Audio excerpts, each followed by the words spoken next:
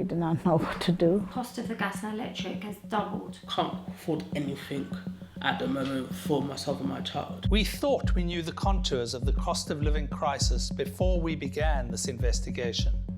But what we have uncovered is harrowing. That is why we, the Evening Standard and our sister title, The Independent, have partnered with Comic Relief and the Childhood Trust to launch On The Breadline, a Christmas appeal to support people affected by the cost of living crisis. Jennifer Jones is a mother of 7 children. In 2016, she was struck down by a rare autoimmune disease and became disabled. So I can't walk. I haven't walked since 2016, but I do have strength now in feeling in my legs. So I'm on a wheelchair in the house. I use a wheelchair. I use a scooter outdoors because it's easier to get about. Earlier this year, Jenny was hit with a £1,600 energy bill when her direct debit payments did not cover price increases. She started to cut back on energy usage to make savings, but with what consequences? I live in a house where I've got a lift that the wheelchair goes in, take me to up and down, and I thought, well, if I have meters and the electric runs out, I'm going to be stuck in the lift. I've got medication that needs to be kept in the fridge. You know, how am I going to live if things get cut off? So it's a bit of a struggle, to be honest. I've had to really cut back on things, like charging my scooter, which used to be charged overnight. Now I'm sort of charging it for half the time, and I broke down in the high street and I've had to call up my son or daughter to come and assist me to get home. So literally pull me back on the scooter when the batteries run out. So that was embarrassing. I want to try and make sure that doesn't happen again. The only way I can really guarantee the scooter's not going to run out is if I charge it overnight, which then in turn really uses a lot of electric. So you can't really win. Similarly to Jenny, Alice, a single mother of 2, found herself £2,000 in debt for her energy bills. She has cut back on everything. Yeah, I have my daughter, she's 7, and my son, he's 6 months now. Yeah, we live in a 1-bedroom house. I mean, I try my best to give my children, you know, at least what they need. Sometimes food also becomes very difficult. Yeah, there have been days where I don't have money for even a bread and butter. I'm just getting piled up with bills, utility bills, and you know, now it's like getting onto me so much. I don't even open my post because I know what's going to be in there. Alice attends Little Village, a brilliantly innovative charity that has set up a network of baby banks across London. Welcome to Little Village in Brent. This is our beautiful hub space where we pack for families and also we welcome families in to choose items from our shop. We've got 5 different hubs across the capital.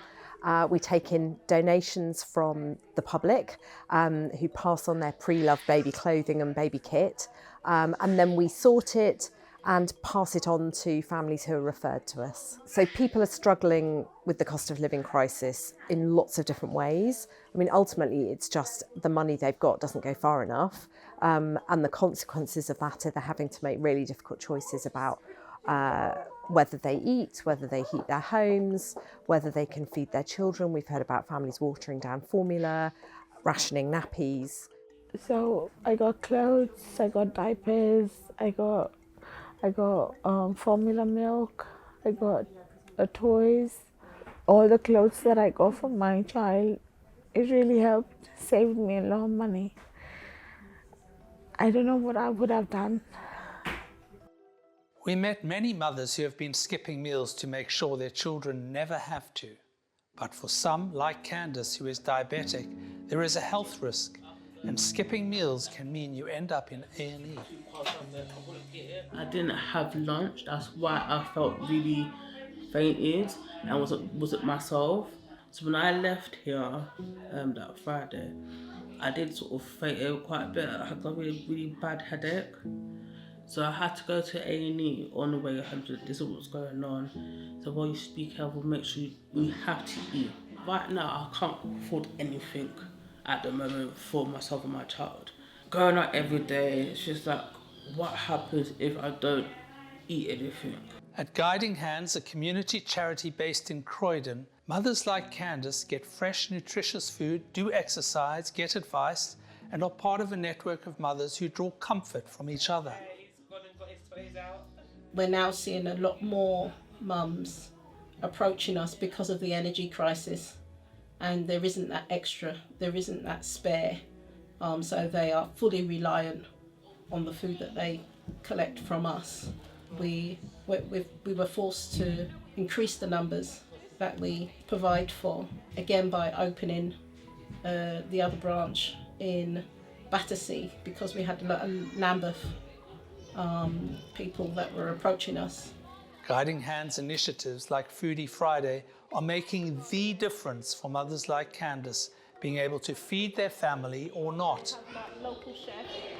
Foodie Friday was all about creating a social food bank for mums to feel able that they can come without the stigma of attending a food bank.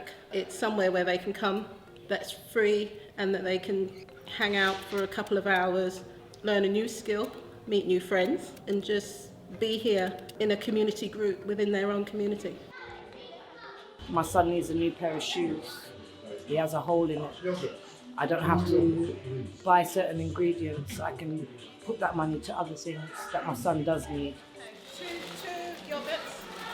What we are facing is nothing less than a national emergency. Ordinary people are having to make agonizing choices reminiscent of Dickensian times. With food prices and energy bills rising at the highest rate in over 40 years, people everywhere are tightening their belts.